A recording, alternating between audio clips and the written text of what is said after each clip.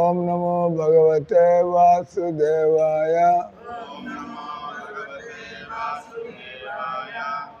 ఓం నమో భగవతే వాసుదేవాయ.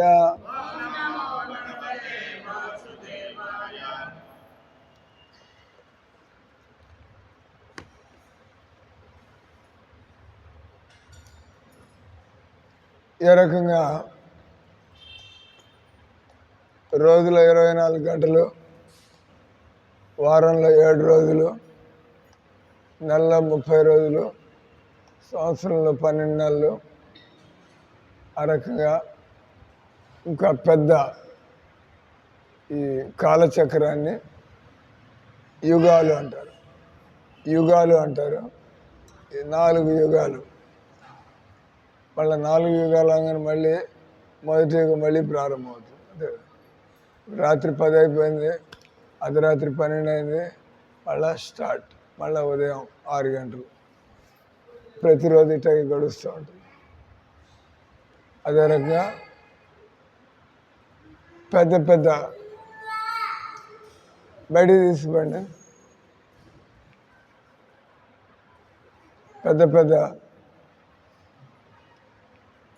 అడివాళ్ళు మీరు మాట్లాడితే మీకు కూడా అదే గతి.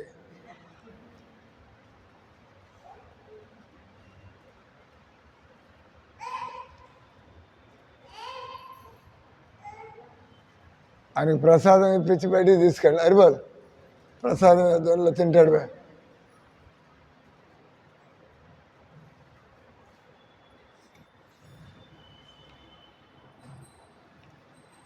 దీన్ని యుగా సైకిల్స్, కాలచక్రం అంటే మళ్ళీ రిపీట్ అవుతూ ఉంటుంది.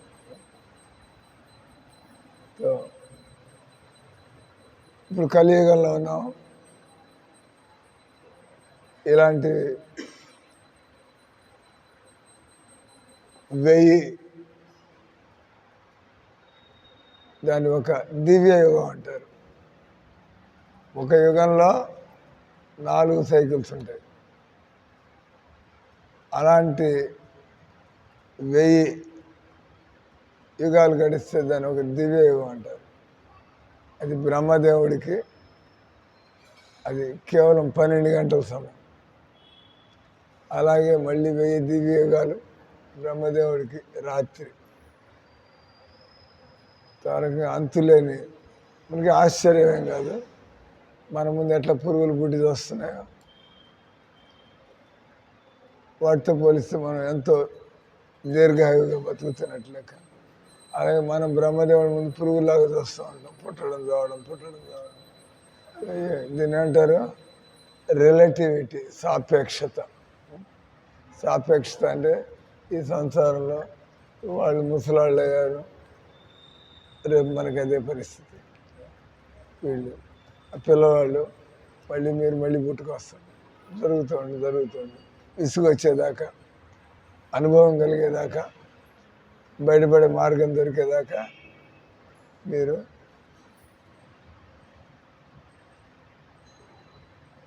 కుర్చీలో ఇక్కడే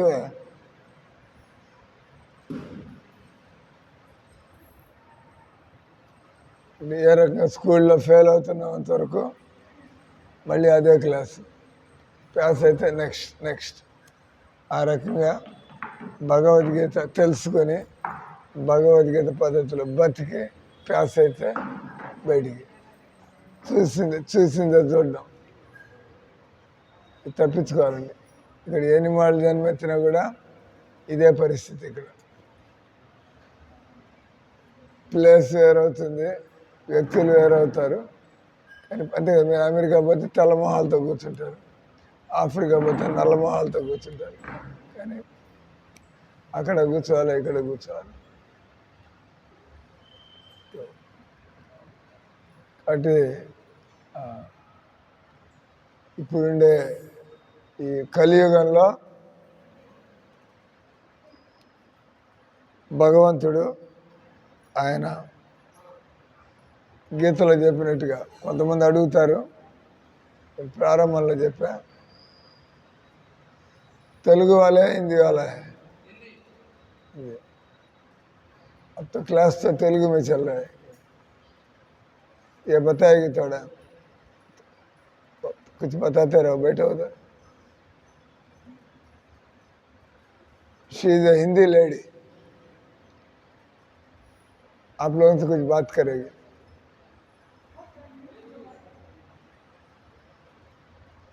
तेलुगु भी आता है?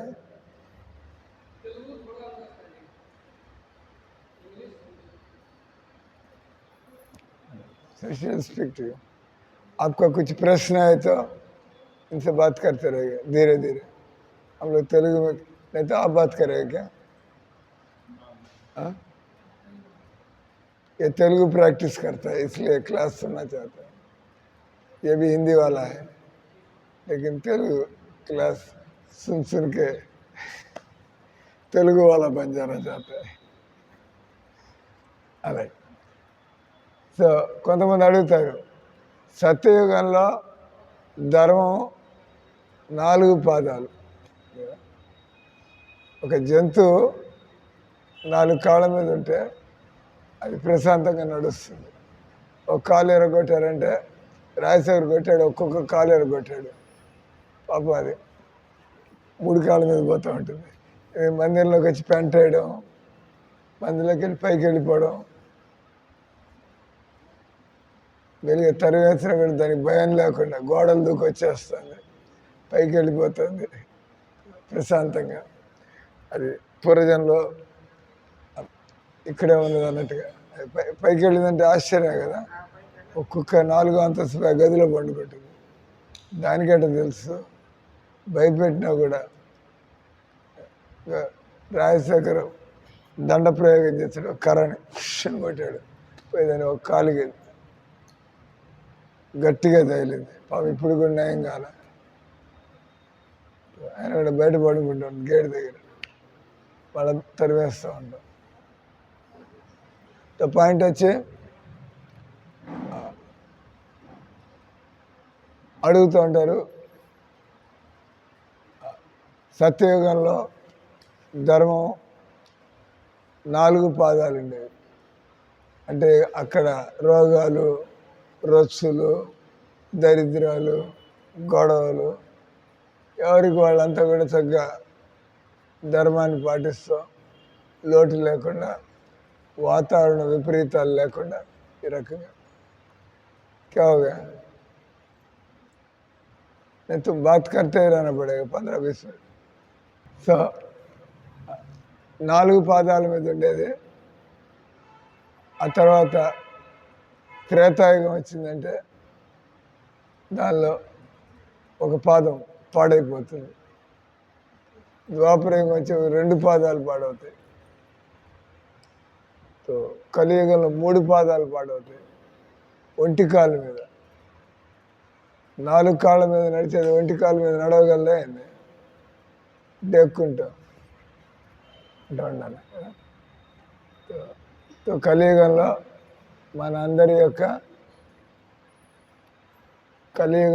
అందరి యొక్క ఆధ్యాత్మిక ప్రగతి అనేటువంటి పూర్తిగా కుంటుపడింది. 4 పాటించాలా, మనం 4 3 ఎట్లాగో వదిలేసాం. ఆ 1 కూడా మనం పాటించడం లేదు. ఎప్పుడైనా భయపడి, జనాలకి భయపడి పాటించడం. కాబట్టి 4 పాదాలు ఏంటంటే తపస్సు, శుభ్రత,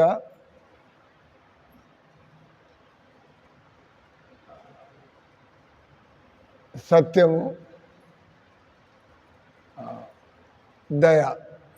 4 పాదాలన్నీ మనుషులు आदमी को आदमी कहना है तो ये 4 लक्षण उनमें होना पड़ेगा, नहीं है तो वो 2 पैर वाले पशु है. तो ये 4 పాదాలు ఏంటంటే మనిషి తపస్సు. తలకాయలో ఎట్లా ఆలోచనలు వస్తే అటు చేయడానికి లేదు. తలకాయలో వచ్చే అంటే ఇరుక్కుపోతారు మీరే. తలకాయలో ఆలోచన వస్తే ఆగాల, సరే కాదా, మంచా కాదా, శాస్త్రాలు చదువుతున్నట్టుగా ఉందా, లేకపోతే ఏదో మనసు చెప్పినట్టుగా ఇప్పుడు చేసేసి బతుకంతా జైల్లో కూర్చుంటే బతుకంతా జైల్లో కూర్చుని, ఎందుకంటే తపస్సు మనస్సు ఆలోచనలు వస్తూ ఉంటాయి, కోరికలు వస్తూ ఉంటాయి, అది చెక్ చేసుకోవాలి. తొందరపడకుండా దాన్ని మెల్లిగా, అది శాస్త్ర సమ్మతమైందైతే ఆల్రెడీ నీ కోరికను తీర్చుకోవచ్చు. శాస్త్ర సమ్మతంగా అయితే దొంగతనంగా చేయాలి, దొంగచాటుగా చేయాలి. ముందు వెనక పట్టుబడిపోతాం. కాబట్టి తపస్సు మనుషులు ఇష్టం వచ్చినట్లు బతకడానికి లేదు. जैसा मर्जी नहीं रह सकते हैं, कानून के हिसाब से चलना है, नहीं है तो दंडा पड़ेगा, नहीं है तो हम जेल खाना में जाना पड़ेगा. ఒకటి తపస్సు. తపస్సు అంటే మనస్సు చెప్పినట్టుగా వినమాక. నువ్వు మనిషిగా పుట్టావు కాబట్టి బుద్ధిని ఉపయోగించాలి. పశువులు ఎక్కడ ఏం బుద్ధి పుడితే అవి చేస్తూ ఉంటాయి. పశువులు వాటికి ఆ విచక్షణ లేదు. కాబట్టి మనిషి అందరితో కొంత విచక్షణ ఉండాలి. లేకపోతే జనాలు మనకి నేర్పిస్తారు. చట్టం నేర్పిస్తుంది, ప్రభుత్వం నేర్పిస్తుంది, మన చుట్టుపక్కల వాళ్ళు నేర్పిస్తారు. మనం దానికి పనిష్మెంట్ అనుభవించాలి తపస్సు చేయకపోతే. మీరు మందిరంలో 4:30కి మందిరంలోకి రావాలా, రాత్రి చివాట్లు పడ్డాయా లేదా, ఎనిమాళ్ళు తిట్టుంటాం, పడుతూ ఉంటాయి. అనడానికి లేదు, మహారాజు అది ఇట్లా అంటాడు. మా తప్పు కాదు, మీ తప్పు. మీ తప్పు మమ్మల్ని అంటే మీరు మర్యాదగా మందిరంలో చెప్పినట్టుగా ఉంటే మీ జోలికి ఎందుకు వస్తాం. అదే మందిరంలో అంటే రూల్స్ అప్లై. మీరు ఎక్కడుంటే అక్కడ రూల్స్ అప్లై.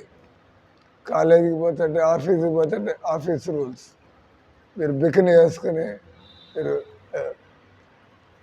పోతే ఒప్పుకుంటారా అని పంపిస్తారు. What non sense. ఆఫీస్కి అట్లా రావడానికి లేదు. ఎక్కడికి పోతే అక్కడ రూల్స్ అప్లై, రూల్స్ అప్లై అని అంటే తపస్సు. మీకు అనిపించవచ్చు ఇట్లా పోతే బాగుంటారు, రూల్స్ అని అంటారు తపస్సు. ఒక పాదాన్ని తపస్సు అంటారు. రెండో పాదాన్ని దయ. దయ అంటే మనకి మాంసాహారం తినాలనిపించవచ్చు, అని తిన్నామంటే నీకు కూడా గొర్రె జన్మ, మురిగి జన్మ మరి తప్పదు. నువ్వు వాటిని హింసిస్తే నువ్వు కూడా ఆ జన్మ ఎత్తి నువ్వు కూడా ఆ హింసకి లోను కావాలి, అనుభవించాలి. కాబట్టి దయ, మనుషుల దయాగుణం. మన దగ్గర బాగా డబ్బులు ఉన్నాయి, దయాగుణం లేదు, ఒక పైసా ఖర్చు పెట్టాం, వచ్చే జన్మ పాము జన్మ ఎత్తాలి, లాభమైంది. ఇది మనకి దయాగుణం లేదు, ఏం పేరు సంపాదించుకోవాలి, జనాలను తిట్టిపోస్తూ ఉంటారు, ఇది పిసినారి ఉంది, మనం తినలేము, ఇంకోళ్ళకి పంచిపెట్టాం, లాభమైంది. ఆ డబ్బు ఉండి కూడా లాభమైంది కదా. కాబట్టి దయాగుణం అనేది మనుషులకు ఉండాలి. మన చుట్టుపక్కల వాళ్ళు ఇబ్బందులు పడుతుంటే మనం వాడికి ఏం చేయాలి. ప్రభుత్వం చేస్తుంది, మంచి వ్యక్తులు చేస్తున్నారు, మనం కూడా మన లెవెల్లో మనం చేయగలిగేది చేయాలి. ఎవరికైనా యాక్సిడెంట్ అయితే డబ్బులు ఖర్చు పెట్టలేకపోవచ్చు, హాస్పిటల్ తీసుకొచ్చి వదిలిపెట్టచ్చు, లేదా కొద్దిగా మంచి మాటలు నాలుగు. లేకపోతే మనకు అదే గతి పట్టినప్పుడు ఎవడు రాకపోతే మనకేమవుతుంది. అంటే దయాగుణం ఒకటి వచ్చి తపస్సు, రెండోది దయాగుణం, మూడోది శుభ్రత. శుభ్రత అంటే మనం సారాయి తాగడం, కంపు కొడుతూ ఉంటుంది, ఆరోగ్యం పాడవుతుంది. లేదా మనం స్నానం చేయము, ఉతికిన గుడ్డలు వేసుకోము, మనం బజార్లో తిరిగి వచ్చి మురికి ఆ గుడ్డలతో పండుకోవడం, లేదా చెప్పులు వేసుకుని రూముల్లో తిరగడం, రోగాలు వస్తాయి, భయంకరమైన రోగాలు. ఎందుకు వచ్చింది, ఎలా వచ్చింది తెలీదు, మీరు శుభ్రత పాటించలేదు. లోపల శుభ్రత అంటే మన నెగిటివ్ క్రోధము, ద్వేషము, ఈర్ష్య, మనకి లోభము, మనకి కామము, ఇవన్నీ అంటే లోపల అన్క్లీన్, చెప్పుకోలేము. మనం ఆ కోరికలు తీర్చుకోవాలని చూస్తే అదే ఎవరినైనా అనవసరంగా తిడుతుంటే ఊరుకుంటారే, జనాలు బాగవుతారు. అంటే లోపల శుభ్రత ఉంటే జనాలు మనం పెద్ద మనిషిగా గౌరవిస్తారు. బయట శుభ్రత ఉంటే జనాలు అప్పుడప్పుడు మేము నార్త్ ఇండియాలో ఉంటాం. నార్త్ ఇండియా మే రాహత. సో నార్త్ ఇండియాలో మనం సాక్స్ వేసుకోవాలి, మోజా. तो मोजा पसीना पसीना पसीना बहुत बुदबुदा, बहुत गंदा बास मारेगा। कुछ लोग को पता नहीं है, उनका आदत पड़ गया, वो ऐसे मोजा के साथ मंदिर में అటువంటి సాక్స్ వేసుకుని మందిరంలోకి వస్తాడు. రాగానే కంపు కొడుతుంది, భరించలేని వాసన. మీరు అంటారు, మీరు ఇట్లా రావడానికి లేదు, మీ సాక్స్ బయట తీసుకురండి, ఇది మాకు ఈ వాసన తట్టుకోలేకుండా. అలాగే మన దగ్గర ఊరికి చెమట కంపు కొడుతూ ఉంటే మీరు కొద్దిగా దూరం జరుగుతాయి దానికి వచ్చి. అంటే క్లీన్ అంటే మూడోది తపస్సు, దయ, శుభ్రత. నాలుగోది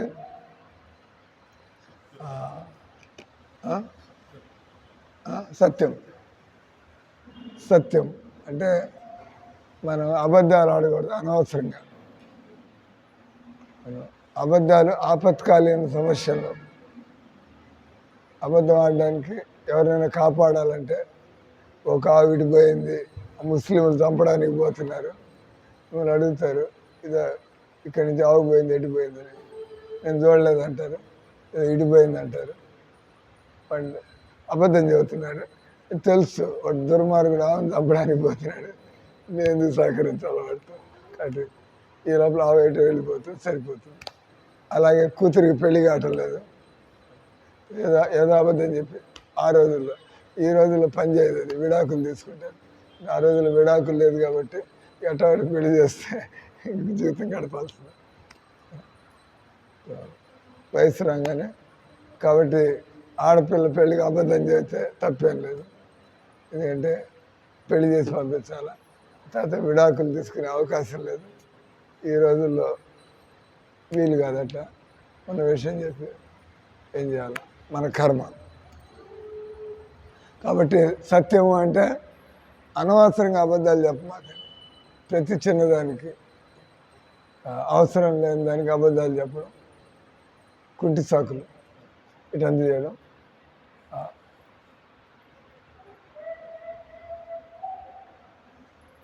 కానీ ఈ రోజుల్లో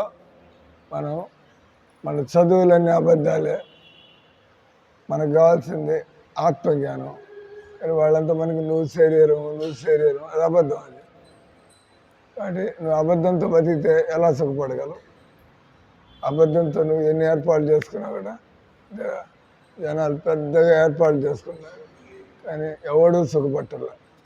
ఎన్ని శరీర కార్లు ఉన్నాయి, బిల్డింగులు ఉన్నాయి, కావాల్సిన తిండి తింటున్నాము, అన్నీ ఉన్నాయి, కానీ సుఖం లేదు, భయం, టెన్షను. ఎందుకంటే మనం సత్యాన్ని పాటించాలి. సత్యం ప్రకారం పోతే రోజు మనం భజన చేయాలా. దేవుడు సత్యం, గాడ్ ఈజ్ ట్రూత్. భగవంతుడు రియల్, మిగతాది ఏం రియల్ లేదు ఇక్కడ. తల్లిదండ్రులు రియల్ కాదు, వాళ్ళ శరీరాలు వదిలిపెట్టి వెళ్ళిపోతారు, తర్వాత ఏం చేస్తారు. భార్యాభర్తలు రియల్ కాదు, ఆ టైం వెళ్ళిపోతారు. మనం మళ్ళీ ఒంటరి బతుకు వచ్చేస్తాం. రియల్ ఆడంటే దేవుడు, నేను ఆత్మని, నాకు కృష్ణుడు అనేవాడు ఉన్నాడు, ఆయనతో నాకు సంబంధం ఉంది. దీనంటే రియల్, అది పనిచేస్తుంది కూడా. మీరు గట్టిగా కృష్ణుని పట్టుకున్నారంటే చక్రాలు తిరగాల్సి వస్తుంది. కృష్ణుడు గమ్మునుంటాడే అయింది. ఎవడికి గ్యారంటీ ఉందో లేదో కానీ కృష్ణ భక్తులు మాత్రం గ్యారంటీ. ఎందుకు భగవంతుడి దగ్గర నిలబడి వాళ్ళ పనులు ఏడు చూస్తారు. ఏం కావాలి భక్తులకు? కొద్దిగా తిండి కావాలి, పండు కావాలి, భజన చేసుకోవాలి. దానికి అంటే చెప్పాను కదా, భక్తులు ఎక్కువ అడిగేది లేదు, భగవంతుడు తక్కువ ఇచ్చేది లేదు. ఏంది కాబట్టి భక్తులకి సమస్య లేదు. కాబట్టి భక్తులకు అది సత్యము.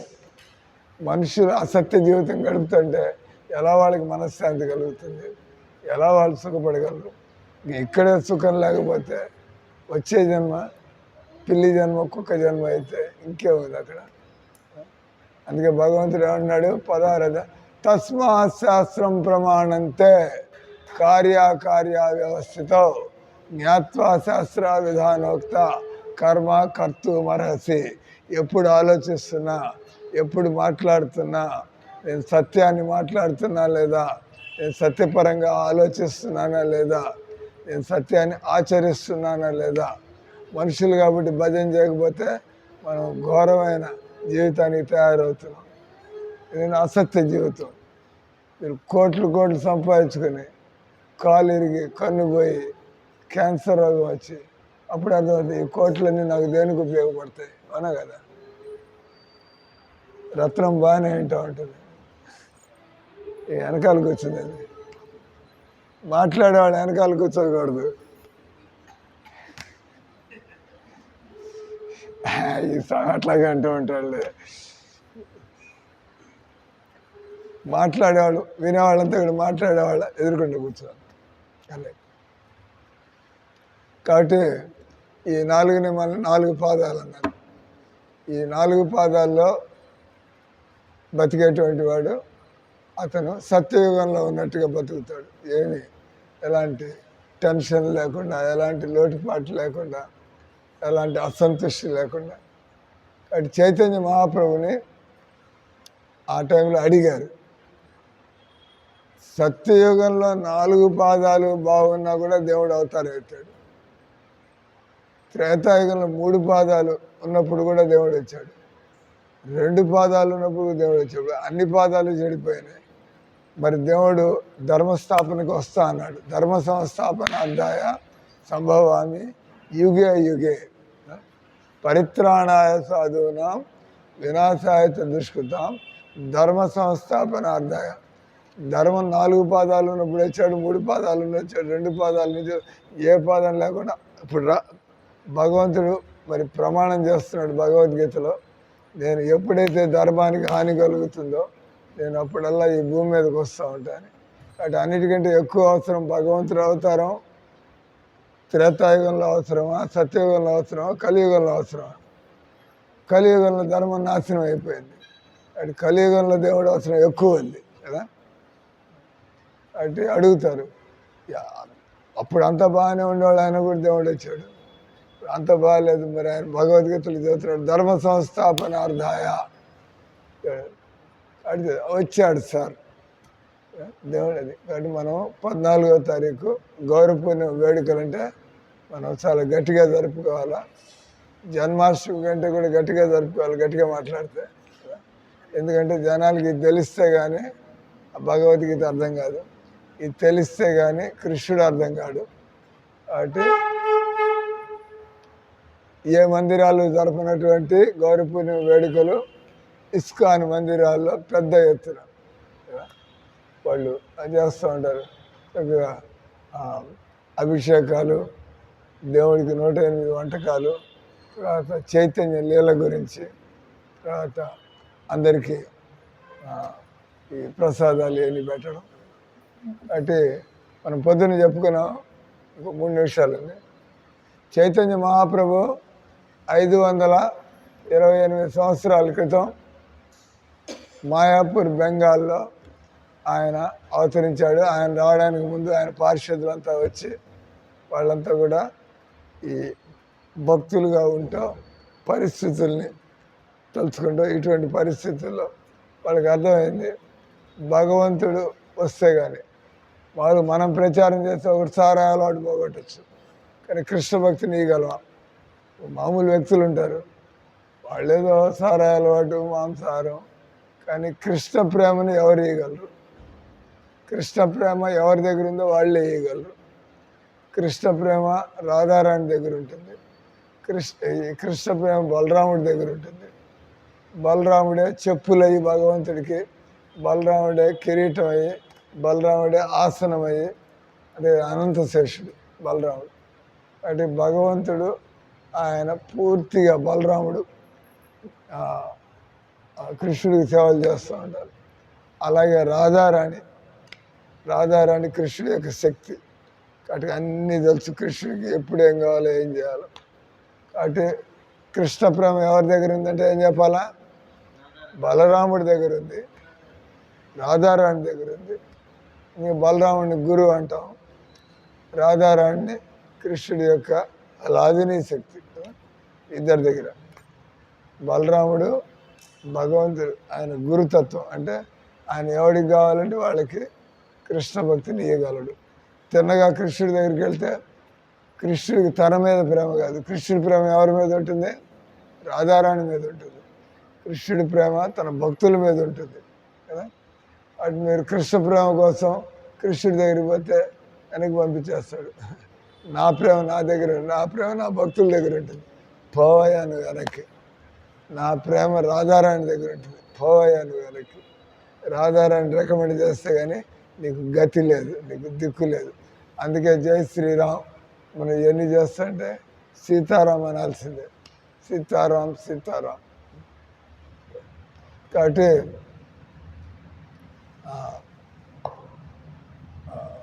బలరాముడు నిత్యానంద ప్రభువులుగా వచ్చాడు. కృష్ణుడు స్వయంగా, కృష్ణుడి యొక్క రంగు కారు మేఘాల యొక్క శ్యామల వర్ణం, నీలమేఘ శ్యాముడు కృష్ణుడు. భగవంతుడు ఆయన రాధారాణి భావాలు, రాధారాణి యొక్క రంగు. రాధారాణి రంగు ఎందుకు వచ్చింది? 24 గంటలు రాధారాణి గురించి ఆలోచిస్తారు. ఆయన రంగు కూడా 24 గంటలు రాధారాణి గురించి ఆలోచిస్తూ ఆయనలో కూడా ఎంతో ప్రేమ. నేను అందరికి కూడా అటు ఆయన, నేను కృష్ణుడిగా అయ్యలేను కానీ రాధారాణి భావంలో వచ్చిన తల్లి జగన్మాత చైతన్య మహాప్రభు రాధారాణి యొక్క అంగకాంతిని, రాధారాణి యొక్క మనోభావాల్ని తీసుకొని, అంటే ఎవరైతే కృష్ణుడు నల్లగా ఎందుకుంటాడు, రాధారాణి బంగారు వర్ణంలో ఎందుకుంటుంది? అందరి పాపాలు తీసుకుని కృష్ణుడు. లేదా భగవంతుడు ఆయన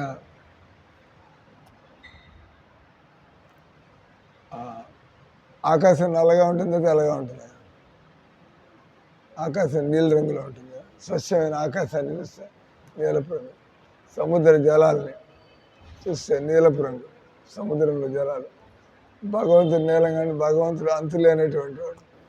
అంటే ఆయన నీలం రంగులో ఉంటాడు. భగవంతుడు అందరి పాపాలని స్వీకరించి, మీ పాపాలు కూడా ఎవరి దగ్గరికి పోతే పోతాయి. ఎవరి దగ్గరికి పోతాయి? కృష్ణుడి దగ్గరికి పోతాయి. నేను చూపిస్తున్నాను, నా దగ్గరికి వచ్చాను, మీ పాపాలన్నీ పోయి స్వచ్ఛంగా తయారవుతాను. అంటే కలియుగంలో చైతన్య మహాప్రభు కలియుగ ధర్మం, కలికాలే కలవుతుంది హరికీర్తనాథ్. కలియుగంలో భగవంతుడు, కలియుగంలో మనం పాపపు జీవితం నుంచి బయటపడాలంటే భగవంతుడు ఇచ్చినటువంటి ఈ హరినామాన్ని ఉచ్చారణ చేయడం ప్రారంభించాలి. వేరే విధంగా మనం ఈ పాపపు జీవితం నుంచి బయటికి రాలేము. అది చేయడానికి చైతన్య మహాప్రభు యుగ ధర్మం యుగ అవతారి ధర్మం. ముఖ్యంగా చెప్పినట్టుగా ఒక కృష్ణుని పట్టుకుంటే పని కాదు, రాధారాణి దయ ఉండాలి. కాబట్టి అందుకే కొంతమంది హరే కృష్ణ హరే రామ, కృష్ణ అంటే కృష్ణుడు, రామ అంటే బలరాముడు, సరిపోయింది కదా. బలరాముడు అనుగ్రహం ఉండాలి. అలాగే హరే కృష్ణ అంటే కృష్ణుడు, హరే అంటే రాధారాణి. ఆ రకంగా మీరు ఈ మహామంత్రం అంటే బలరాముడు రాధారాణి మీకు తోడయ్యారంటే, బలరాముడు తోడయ్యారంటే గురువు దొరుకుతాడు కదా. మనం గురువు గారు చెప్పినట్టు చేస్తామంటే రాధారాణి మనల్ని అంగీకరిస్తుంది. వీళ్ళు సేవ చేయాలని చూస్తున్నారు. ఆ అనుగ్రహం కలుగుతుంది. ఆల్ రైట్, నేను నిన్ను భగవంతుడి సేవల్లోకి తీసుకుంటా అనంత. హరే కృష్ణ హరే కృష్ణ కృష్ణ కృష్ణ హరే హరే, హరే రామ హరే రామ రామ